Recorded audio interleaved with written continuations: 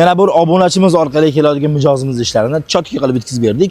Patarginal zapchasi bilan mashinani zo'r yurishini biz isbot olarak akamiz o'zidan realniy uzvlarini so'raymiz. Aka, mana sizga o'zingiz istaganingizlik patarginal zapchasi bilan qo'ydik. Qalay yurdi? Realniysini aytib beravering.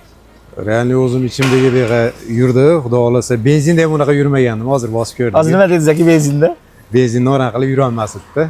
Akalar aytyapti, mashinani 120 gacha chiqdik, benzinda ham 100 ga chiqa olmayotdi. Haqiqatda mashina sal dimroq ekan, lekin shundoq bo'lsa ham mashina propan bo'lganligi uchun propanni bo'lib ham nastroykalarni ham xudo xolasa iloyim nastroykalarni ham cho'tka qilib to'g'irladik. Shuning uchun ham propan yaxshi yon berganligini hisobidan ham benzindan yaxshi bo'lganligini isbot o'laroq ham mana sizlarga akamiz o'zidan eshitayotgan fikrlarimiz. Xudo xolasa benzinda ham bunaqa yurmagan edi, aytyapman. Xudo xolasa. Aka sizga patarginal agar original zapchasi bilan qo'yadigan bo'lsangiz, bundan tezroq yurardi.